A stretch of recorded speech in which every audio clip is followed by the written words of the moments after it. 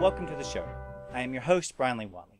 Our story begins tonight with a very special guest, author of The Imposter, Yousef Ahmad, discussing his beliefs on the spread of Islam in the United States. One of the great things about this show is that we are able to talk to people who are incredibly passionate about their beliefs and their work. Yousef Ahmad is very passionate about his beliefs and wanting to get his word out about the spread of Islam in the United States.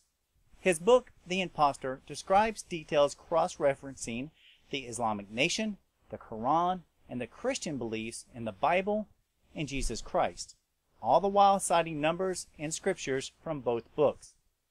His book covers many areas such as the rise of Muhammad, sensualism, women, and domestic violence, the roots of Islam's violence and terrorism, cultism, and all the way to Satan and his imposter. Now, depending on how much you know about the Islamic belief and the Quran, this documentary will either be an educational story, an eye-opener, or rather, disbelief. For most, I believe it will be some of all of the above. I know I felt all of the above, which is why I like talking to people such as Yousef Ahmad. He is a man of his research, his beliefs, and of his passion. So please keep in mind that while I wholeheartedly believe and respect people for whatever beliefs they have and support, that they are not really the beliefs of the stations who air this show. But we do like to get a voice out and a story out to the public and allow you to make up your own mind and where you stand. Our musical guest tonight is Dan Bethel with his song American Theme. So please sit back, relax, and enjoy the show. Welcome, Yousef. How are you doing today? I'm fine, thank you. How are you doing? I'm doing pretty good. I'm excited to talk to you about your work, the book. It's very inspirational in terms of your passion and your power that you put into it. I think our listeners are really going to enjoy the word that we're going to talk about. But before we get to your book and before we get to all that stuff, can you tell a little bit to our listeners a little bit about yourself? I'm a U.S. citizen. I was born and raised in what used to be called Palestine. And now it has no name, either Israel or whatever they call it, you know. And then I came to the United States in the 70s. And I did my studies, college studies here. Got my BA and my master's degree from the University of Mass. And I've been here since the mid-70s. I written several small books before this one, mostly about Saudi Arabia. You know, how there's no freedom there in that country and how they treat women as second class and things like that. Right. And then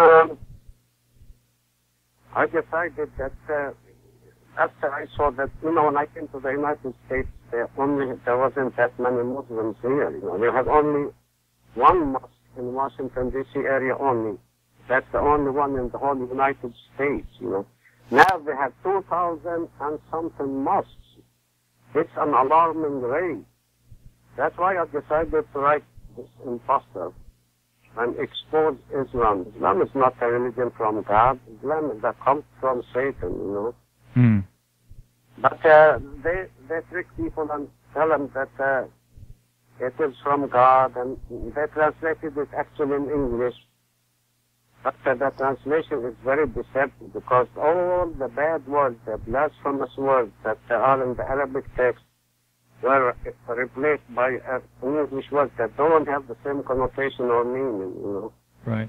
So and this was done intentionally, you know, because they wanted to deceive the people and get them to enter into Islam. So the spread of Islam in the United States, you're right, there are a lot more mosques nowadays than in the past, and I think it's definitely growing. But the spread of Islam, why is that so important to you? For the work that you're doing on this book and writing the book. Islam affects, you know, each individual in this life has two lives. This earthly life and the life to come. Islam adversely affects this life and causes the loss of the life to come because it denies the divinity of Jesus Christ and considers it a blasphemy to call him the Son of God. It denies the Holy Trinity and calls it association.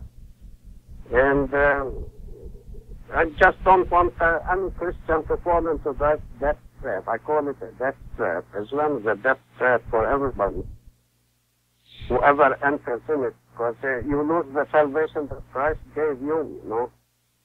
Right. Well, when I was reading your book, that was one thing, to be honest with you, that was one that surprised me. Is right off the bat inside the introduction, you go straight in talking about the Lord Jesus Christ and the love that he had for man and everything. And that kind of shocked me. I was thinking, just like you're mentioning, people have a difference of opinion on what Islam is supposed to be about. And so whenever I started reading your work, I mean, I was enthralled with it. I started getting into it because you really talk about Christianity and the love of Christ and, you know, all the stuff. Because you even talk about, like, killing people and, you know, how that is bad. And if you take your own life, that is bad. And, you know, all kinds of other stuff. And so I was like, wow, this guy, you know, he really is pushing his word. He really is talking his belief. And I think that's great.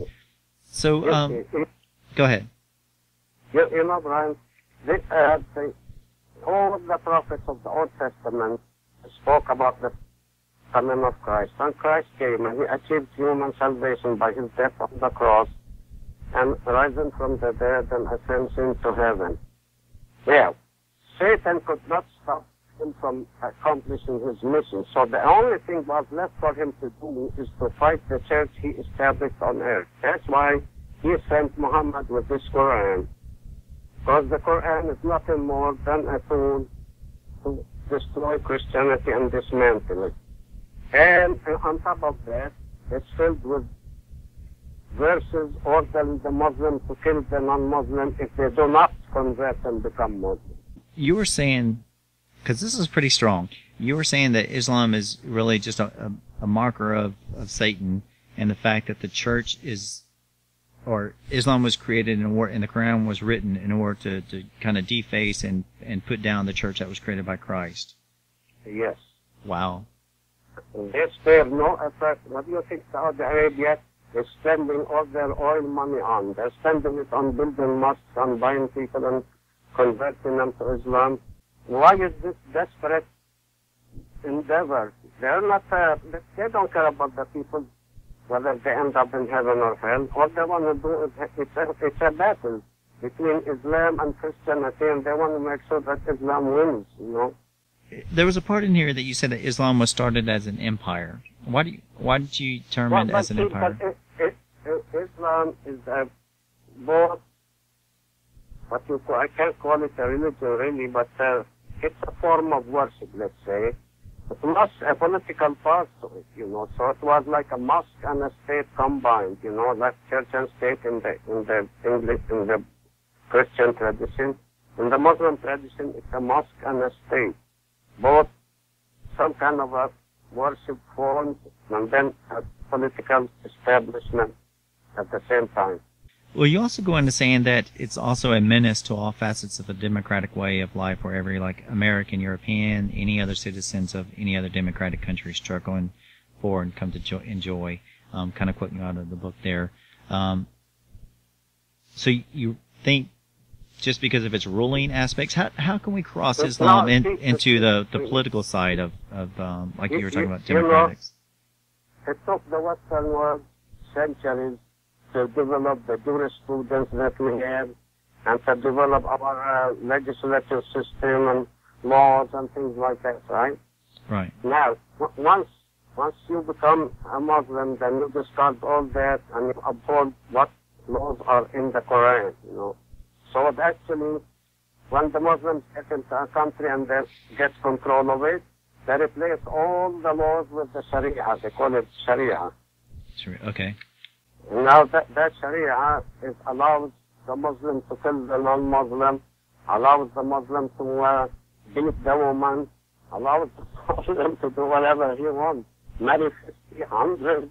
Yeah, because you were also saying polygamy will replace monogamy and stuff. But I guess what I don't understand is, I've always thought Islam and Muslim as a very peaceful religion. No, Islam is not. First of all, this is the misconception that the Western world is led into. Islam is not a religion. Islam is a cult centering around Muhammad. It centers on the deification and worship of Muhammad. Okay. And the Quran is full of verses upon verses ordering the Muslims to kill. You know, Islam is built on violence and killing. And that's how the people entered into Islam in the first place when Muhammad started it. Sorry, I'm sitting here flipping through some parts of the book and stuff like that. Because from your book, you go into...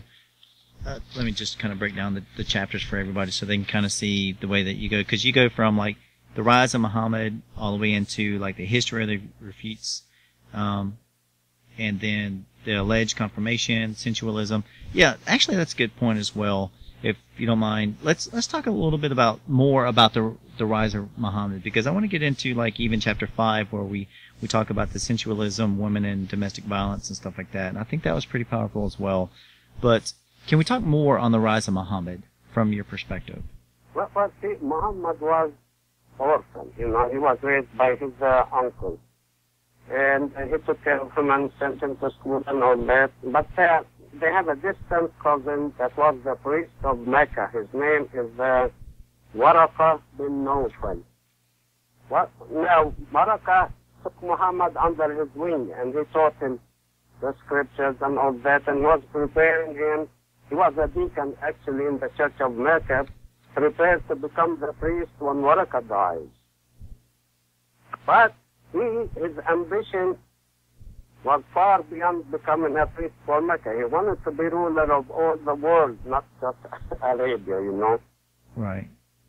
Because he was orphan and he felt he had a complex because of all the rich cousins that he had, and he felt he had to excel them all, and nothing would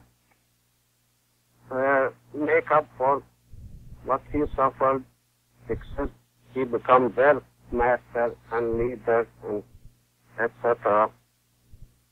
And so he married Waraqah's niece, and she was a rich woman, and she spent her money on him.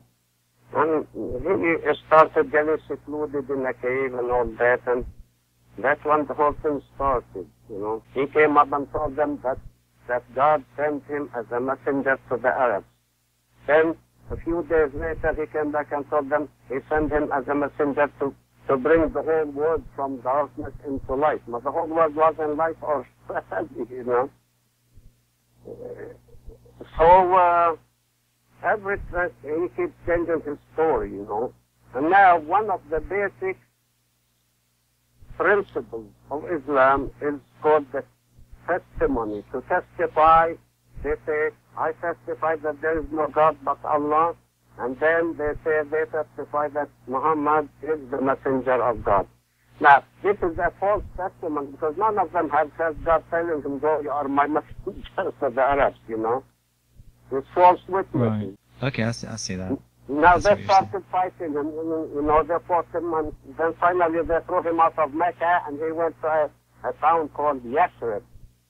And Yathrib had a couple of Jewish tribes there. A few years later, after he got into Yathrib, he killed all the Jews, the men, and he sold all the women to slavery. He got all their money and all their property. And then with that money, he was able to capture Mecca. After he captured Mecca, then all Arabia capitulated to his power, and he became the ruler of all Arabia. Then he started sending delegations to the outlying regions like Jordan, Iraq, that were under the Byzantine Empire at that time, you know.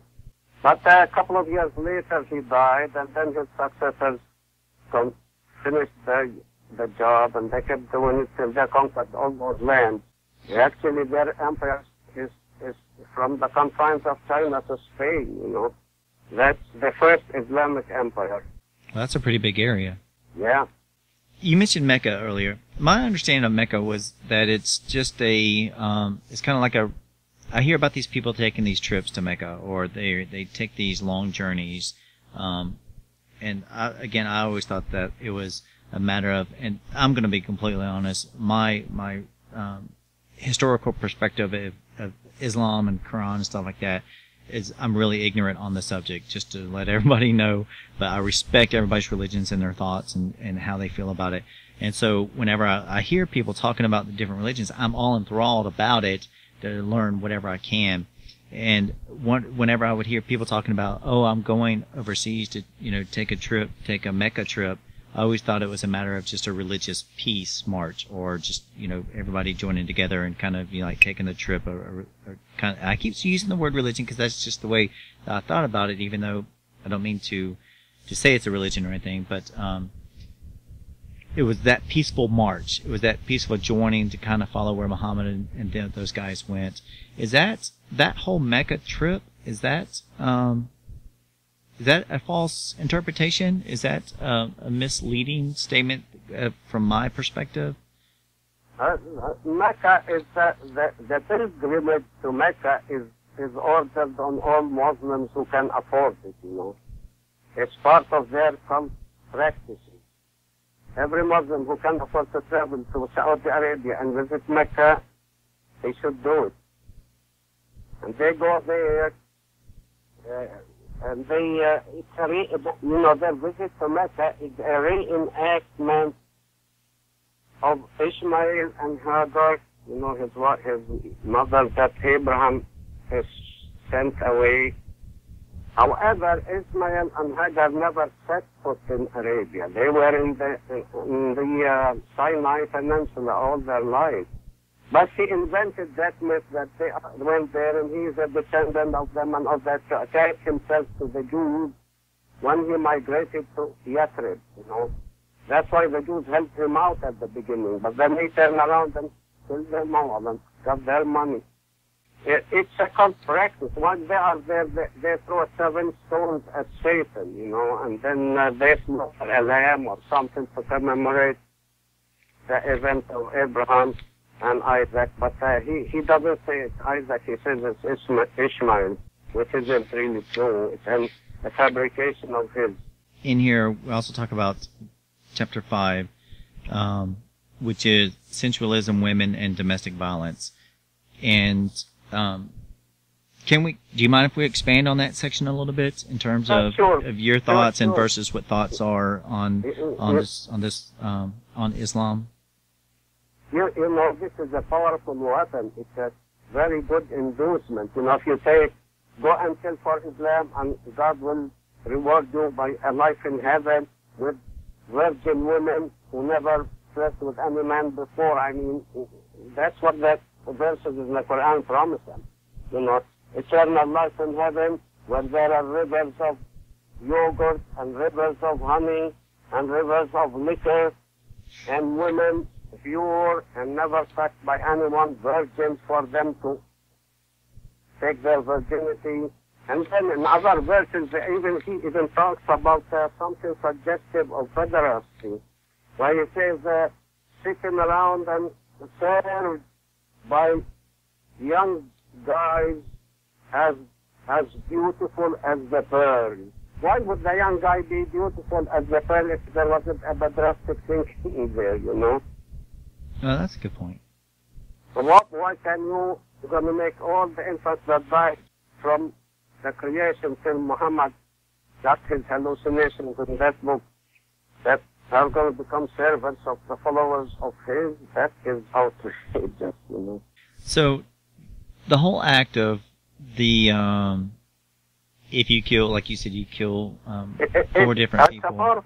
It's a powerful inducement, One of the things those people who blow themselves up nowadays do, it's because of these verses. They are hoping, they are hoping, they believe firmly in those verses, that once they do that, they're going to be drowned in heaven and they'll have young women to help to fool with and all that, So But in that chapter, I also talk about how he demeans the woman, And I showed verses to that, and verses to the effect of allowing the man to beat his wife on the mere suspicion that down the road she might betray him. Now, this is utmost of domestic violence. Actually, if you can travel to Saudi Arabia and see how they abuse their women, Well, you can see for yourself if they allow you to go there. Let you know a little bit of background about me. I was actually in the military for a very long time, United States Army, the reserves and guards and stuff. And so, and I was deployed overseas at the start of the Iraqi War in the second part in 2003, 2004, and so we actually went to Kuwait and you served in Iraq? Yeah, and Saudi Arabia and a couple of other places, and I served in Baghdad.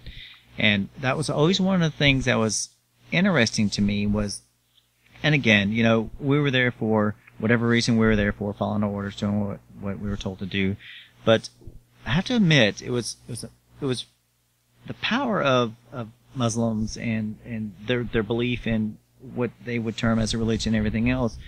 I mean, they were so wholeheartedly believed in it, and it was amazing on some of the stuff that they would do based off of exactly what you were talking about earlier. You know, the sensualism of it, and you know, if you kill 4 people, then you have 40 virgins or something like that afterwards. Yeah, and it was so over empowering on how these people would come at us to do things based off of their religious belief, and so. Yep. Even like you were talking about earlier, I mean, you know, the bombing, the whole, you know, suicide bombing kind of things, and women strapping bombs onto their bodies, and you know, they'd approach our gates and all kinds of other stuff, and or even, you know, children and things like that. It was so very, very sad on how people committed suicide to try to, for their belief, for their religious aspects and stuff, and that's where it threw me off when immediately I started reading about, you know, Christianity and belief in Jesus Christ and thou shalt not kill, or thou shalt not, even kill thyself in terms of suicide. And this is the whole idea, Brian. God said, thou shalt not kill. He did not say, go out and kill who does not agree with you, and I'll give you eternal life in heaven. That is a blasphemy, you know. That's why I wrote the book. I don't want the people to fall into these mistakes by believing those Muslims. They are deceiving you. Wow. You can't kill and be all right with God, because God told you, do not kill. Now, you said earlier about, in terms of domestic violence, and I am wholeheartedly against domestic violence. I think anybody who does that, whether it's a male beating on a female, or even just the opposite. I've seen several females beat up on a male. I mean, you know, a wife beating up on a husband and stuff like that. So domestic violence goes both ways, and I completely frown and oppose any action of violence whatsoever in the household, or just violence in general. I'm not for. And you said that the man would actually, you know, abuse his wife for the future fear of her cheating on him, right? Did I understand that correctly? No, not for actual cheating. If she actually cheats on him, he can kill her or do whatever he wants. But this is even if he thinks down the road she might cheat on him, he can beat her right away. Yeah. Before she does. Wow. Oh my goodness. On the mere suspicion. Because, let alone on the actual act. Right, because we had to, in terms of like the females and stuff when we're overseas, you know, obviously we want to pay a strict respect to people and their beliefs as possible. And so some of them would dress, and again, part of my ignorance for some of the areas, cultures and stuff like that, but some of them would dress very civilized today, is what you would see in jeans or pants or shirts or something else.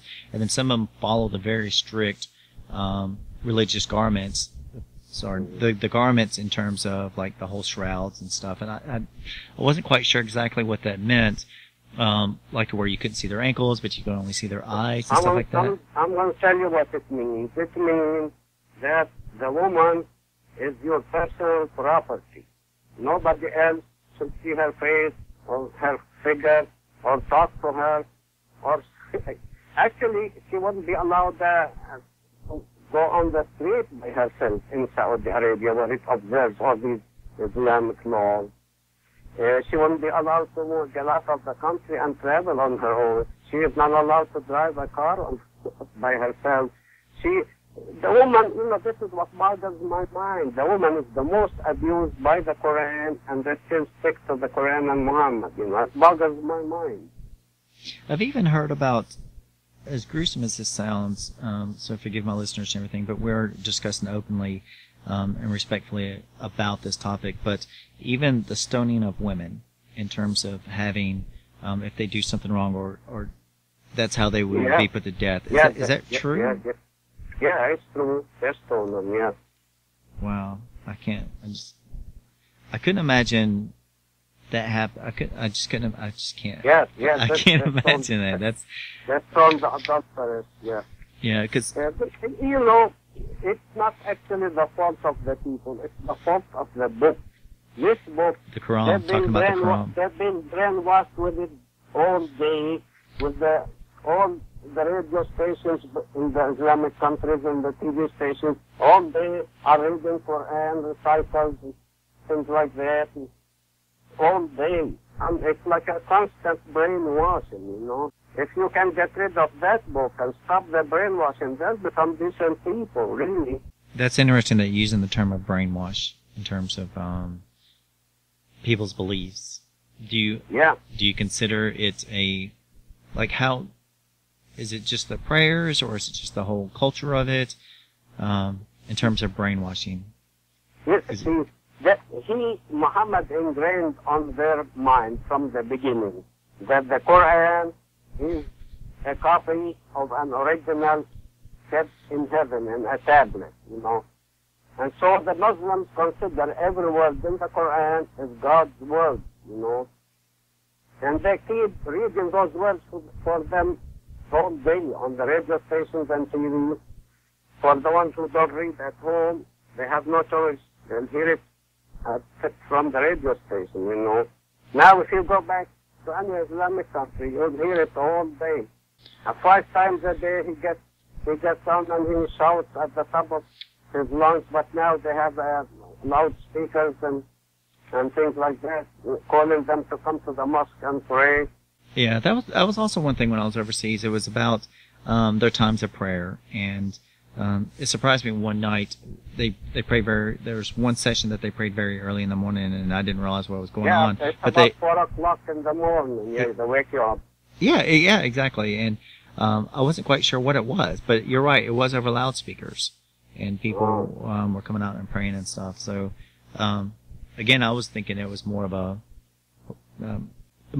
religious type of prayer, more of a thing versus brainwashing. But I guess some people could consider Christianity the same type of work, or any other type of cult or sect. No, see, Christianity believes firmly and does it in reality that God, when He created man, He endowed him with free will.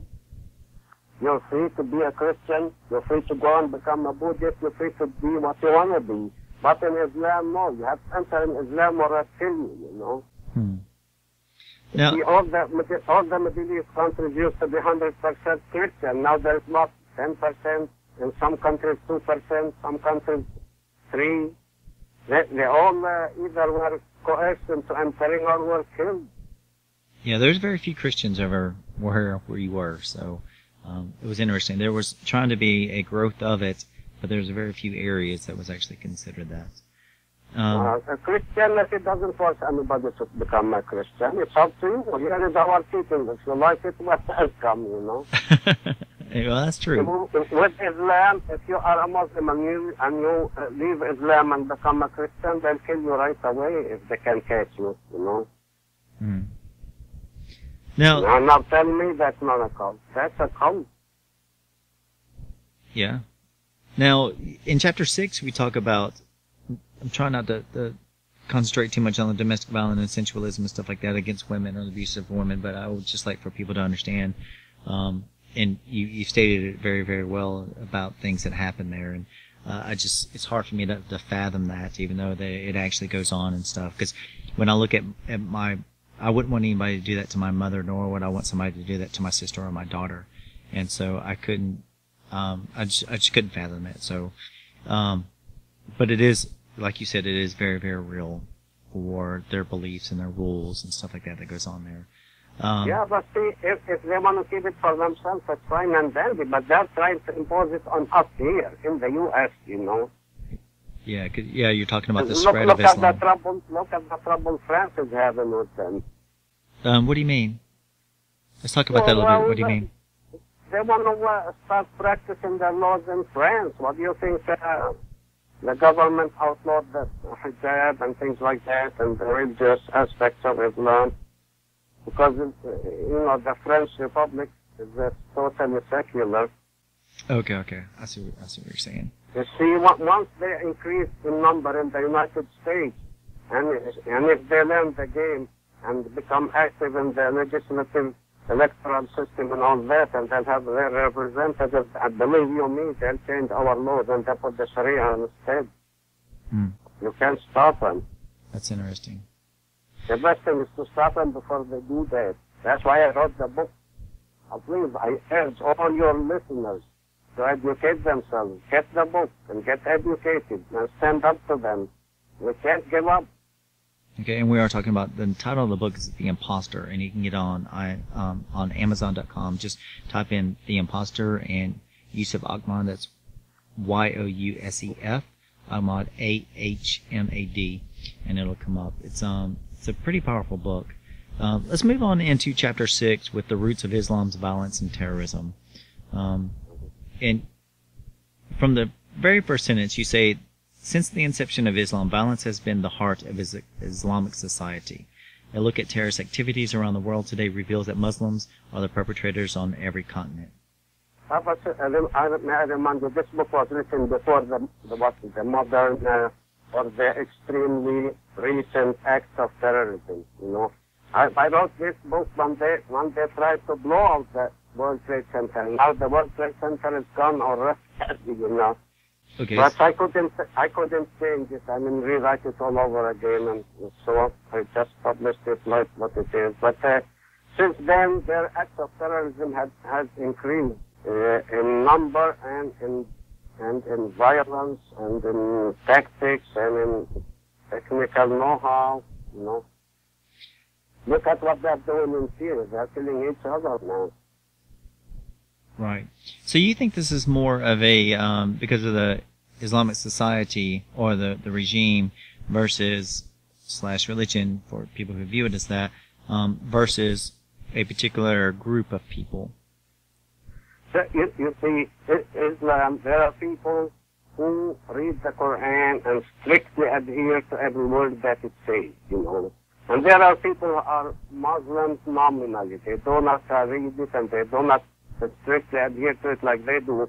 So all it takes for the one who strictly adheres to the Quran to say, hey, those people are infidels, they don't go by the Quran, they become target of their violence, It's what they call fatwa. All it takes for a sheikh to issue a fatwa, and then that even the Muslim can become a subject of terrorism and killing. Right. And so you talk about every continent in terms of even through Africa and through Europe and stuff like that. And so that's why I was kind of wondering if there's a greater section of people who adhere to the Quran in particular areas than, and you're kind of hitting on that, of one continent or one particular area of the continent versus others. And you were talking about Syria, even like Algeria, places like that. Wherever there is a strong number of people who adhere to the Quran strictly, and they are organized like a Muslim Brotherhood. You heard of the Muslim Brotherhood, right? Right. Exactly. Wherever there is some people like that in a country, those people will start practicing terrorism and violence against the Christians first, and then against the Muslims who don't agree with them. Okay. So you mean against the Muslims who don't follow it as an extremist? Yes. Okay. The Muslims who do not act according to the Quran.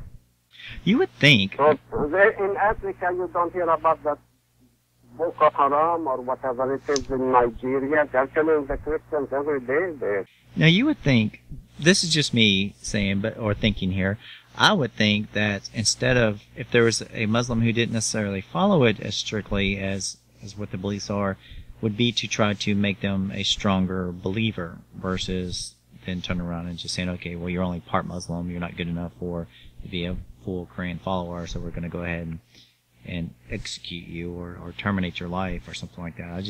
I don't understand killing of your own like that. I don't understand killing, period, but it's just a fact of killing of your own beliefs. It's a question of definition. All it takes for them to define somebody that he does not fit what the Quran says, then he becomes a target, Right. Because the Quran tells them, whoever does not believe on Muhammad and the teachings he has in the Quran and lives by them, he is an infidel, Right. Again, I'm obviously anti-terrorism, anti-violence and stuff like that. So, yeah, just killing of your own, trying to understand. Even you had phrased in here to obliterate Christianity, and because of their beliefs, and I just was. I think even if you, I think every religion at some point has had some type of Christian war. If you look at the Crusades and other beliefs and stuff like that, they went through and killed in the name of their God. And even at some parts, I believe that there was falsehood in their own beliefs for why they would wage a war. I hold on 1 second, please. Here, the Crusade was not entirely religious and was not ordered by a Christian religion either. The Crusade was mainly political. Right. Secondarily, the Pope of Rome wanted to control the holy places in Jerusalem and Palestine. That's why he sent them. He didn't send them to fight the Muslims per se, but the Muslims were the rulers of the country at that time, They had to defend it, so the fight was between them. But it isn't a religious war. It was like there is nothing in the gospel that says you go out and kill or force people to become Christian or anything like that. On the contrary, the gospel is full of peace and love towards your fellow man and charity. You can't find the word peace in the Quran. If you read it from one cover to the other, there is no mention of the word peace. But there is mention of terror, there is mention of killing, there is mention of adultery, there is mention of polygamy, there is mention of whatever you want, except peace. So whenever they say Islam is a religion of peace, they are really deceiving you. Islam is a religion of violence and killing. It's not a religion, actually, it's a cult. That's interesting. You can't equate it to Christianity. No. Well, I think our book is a masterpiece of love and peace. Their book is a masterpiece of violence and killing and wars. The blasphemy is to say that the Quran is a copy of an archetype in heaven. So once you know that the Quran is diametrically opposed to everything that was revealed to the Hebrew prophets and to what Christ said and taught. And then to say that it is an archetype of a copy in heaven would portray God that deceiving the people by sending the Hebrews and then Christ and then sending Muhammad who dismisses all those people. If the teachings of the Quran are a copy of the archetype, then the teachings that came through the prophets and Jesus Christ are fake, which isn't really the case. Well, I always... Because the miracles that Christ did and the miracles that even today continue to happen in his church are exact proof of his reality and truth.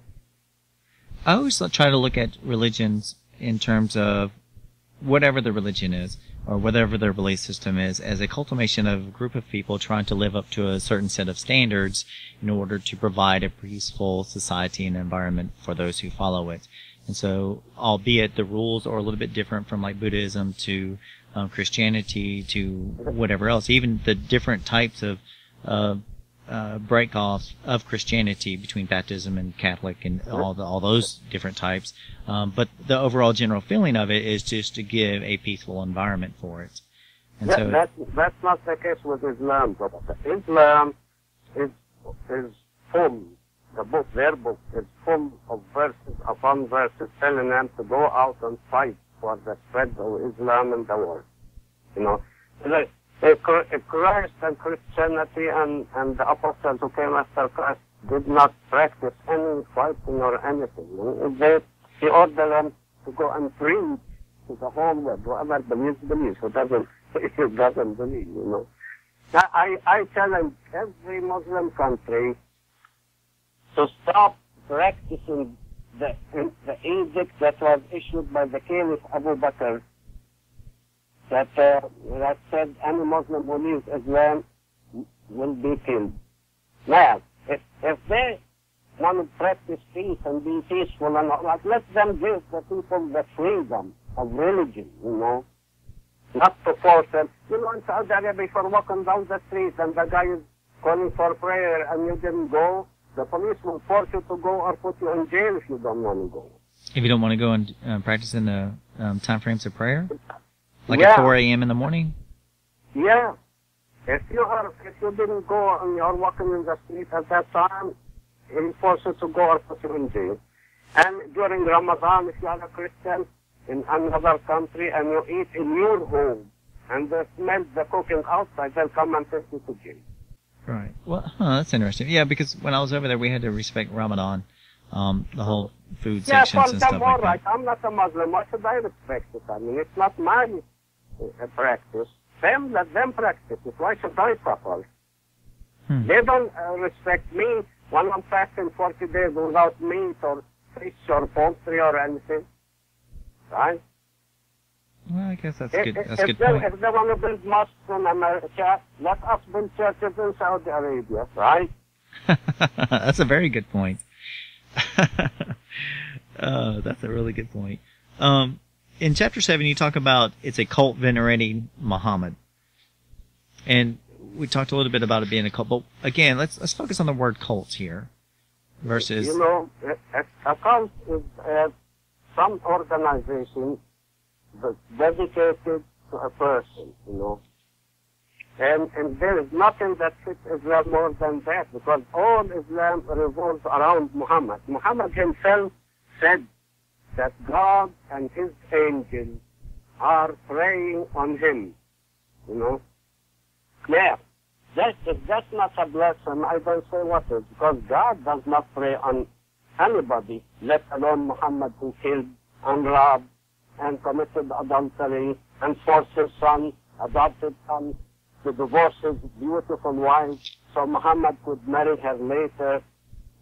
You know, it's a blasphemy to say that. God, every creature, whether visible or invisible, prays to God. God doesn't pray on anybody. Then God becomes subservient to Muhammad that way. Well, you have it broke down so well in terms of... you actually have a little subsection in here called Muhammad's Road to Hell. I thought that was kind of interesting. But the way you break this down, for everybody to understand, he literally will quote a part of the Quran while he's going through, while you're doing your writing. You go through and you'll actually section off a piece and you'll subscript it and say, this is, Quran 4157. And then another part you'll quote from the Bible, Matthew 16:21 and Mark 8:31. Then you'll go back to Quran based off of what you're talking about.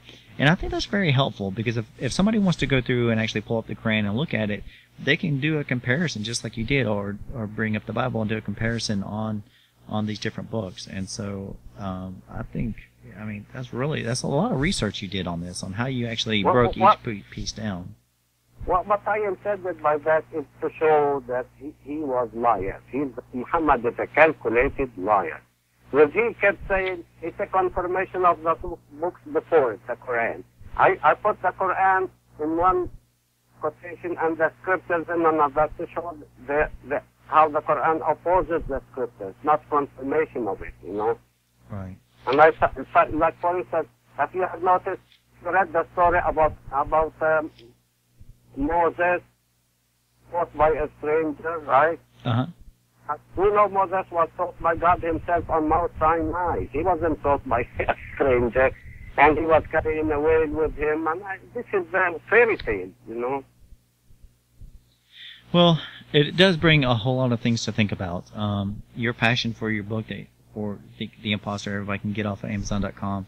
It's obviously very, very important to you, for you to get your word out, and I really appreciate it.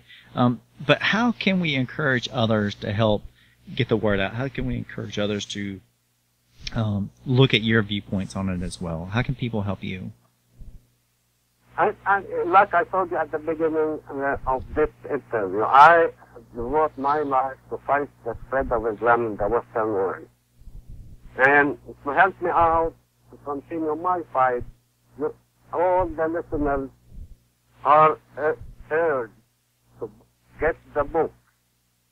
Because if they get the book, then it will encourage me to continue to fight and do more and do more interviews, and sometimes even on TV. I'm going to do it on TV down the road. I'm going to keep fighting Islam till I stop its growth in the United States, because that's my country. I came here because I didn't want to live among them. And now they're coming back after me here. I don't want to be living in an Islamic environment where 24 hours a day they're blaring Quranic verses and recitals, you know. Right. I guess that would be part of the brainwashing if you were to look at it that way. Yes. I don't want that to happen here, you know. Somebody wakes me up. I sleep very few hours as it is. So. You know. Future books you were talking about, in order for people to help you out, to go out and buy the book, for you to continue on with your work. But in terms of also, if people buy the book, you actually autograph the book, right? And we'll send it to them and stuff like that? Yes, I'll autograph every copy that they order and I'll ship it to them. Okay. It's on Amazon.com. The title, The Imposter, and then Yousef Ahmad, Yousef Ahmad, and that's right there.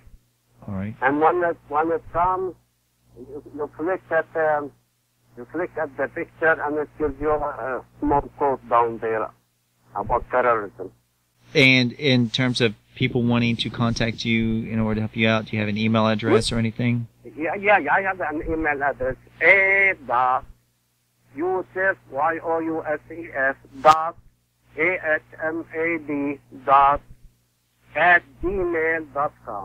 Nice. Okay.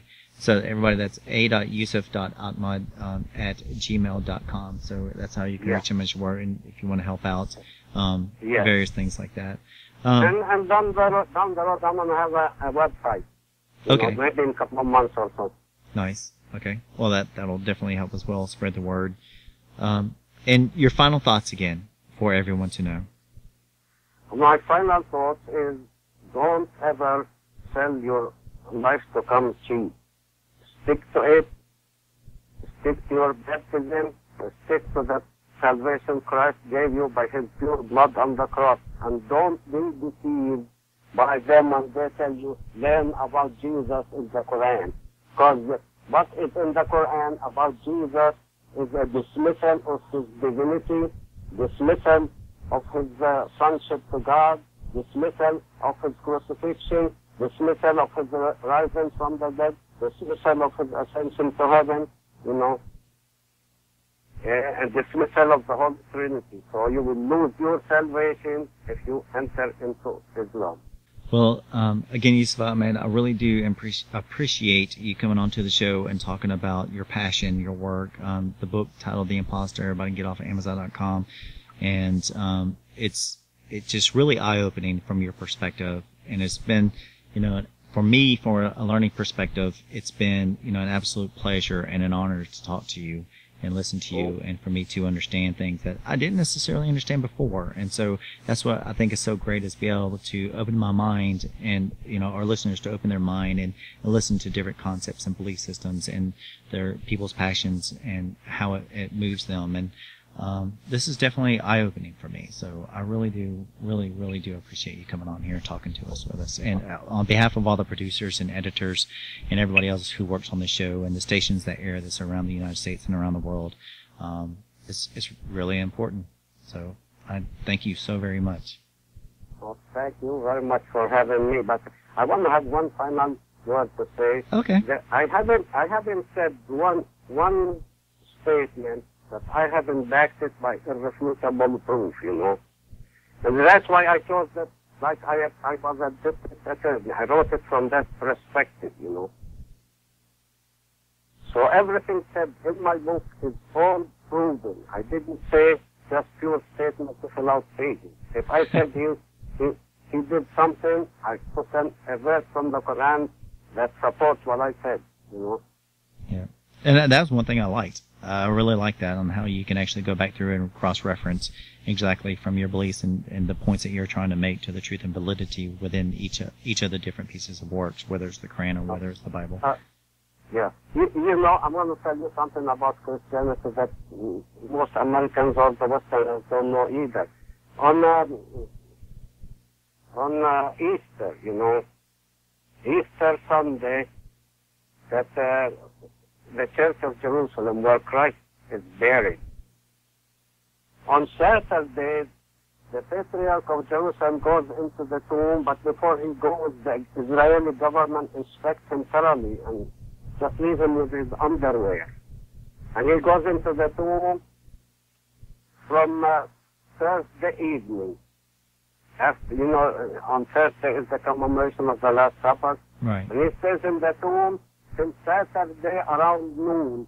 And then there is a light that comes out of the tomb and lights all the candles in the church automatically. It's a miracle that happens every year, you know. And someday, if you have enough resources and you go on Easter and you can see it by yourself, I'd be glad to connect with some people there that would take you to see it. Well, that sounds amazing. That's every year a proof, miracle proof of Christianity. Then, you know, you can't compare Christianity to any religion, you know. That's awesome. That's amazing. Yeah. Well, I hope we remain in contact down the road, you know.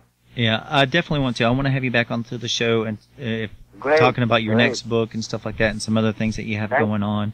Fantastic. Your belief system and your thoughts and your points and everything that you put out there is truly remarkable and eye-opening.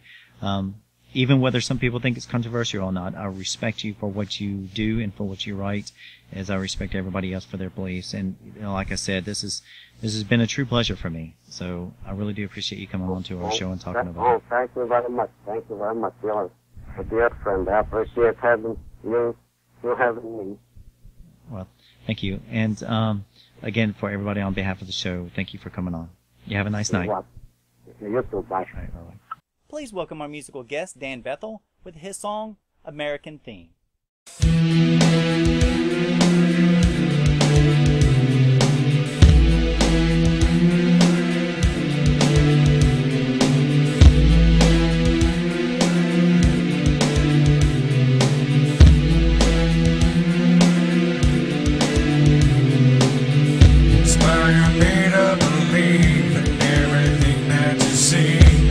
My hopes are really one of my dreams.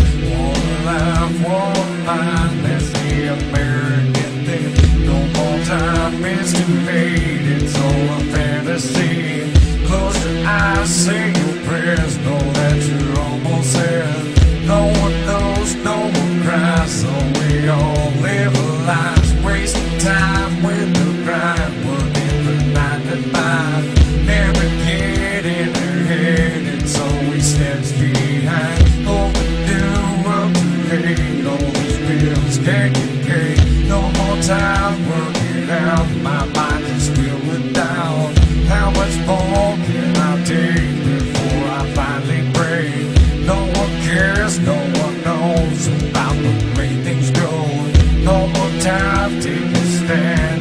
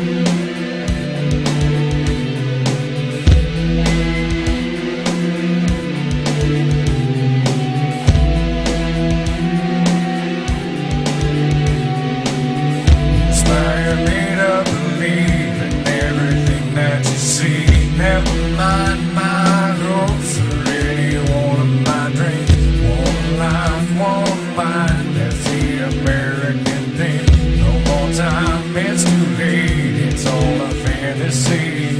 Close your eyes, say your prayers, know that you're almost there. No one knows, no one cries, so we all live a lie. Wasting time with the grind, working from 9 to 5. Never getting ahead, always steps behind. Overdue, we're too late, all these bills can't get paid. No more time, work it out, my mind is filled with doubt. How much more can I take before I finally break? No one cares, no one knows about the way things go.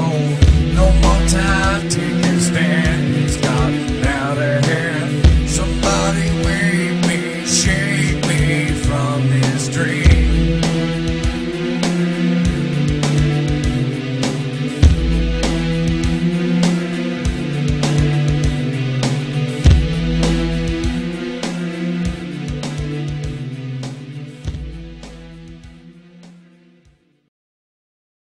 And now, a word from our sponsors.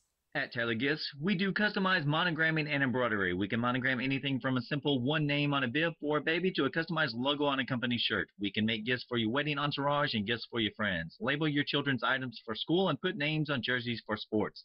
If you have items of your own you want them monogrammed and embroidered, we can do that. Tailor Gifts are sewn with high-quality thread on a professional embroidery machine. So go to the website www.tailorgifts.net, call 251-391-4354, email sales@tailorgifts.net, visit us at ETSY, and Facebook us. We are ready for your orders.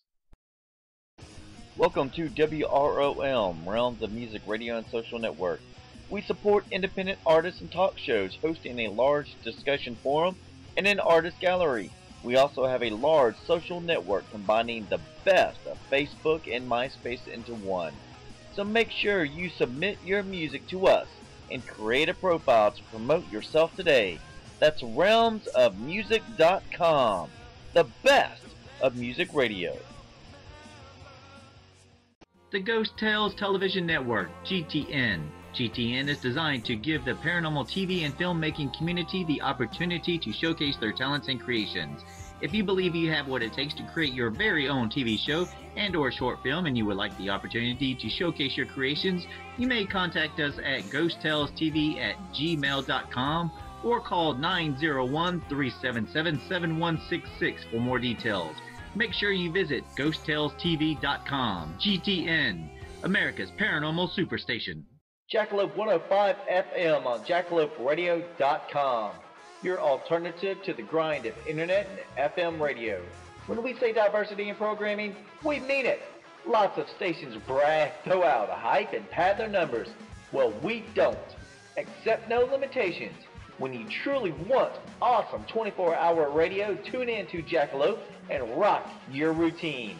Jackalope 105 FM on jackaloperadio.com. Thank you for listening to the show. I am your host, Bryan Lee Whatley. I hope you have an amazing weekend, and I look forward to seeing you next time when another story begins. Until then, love and light.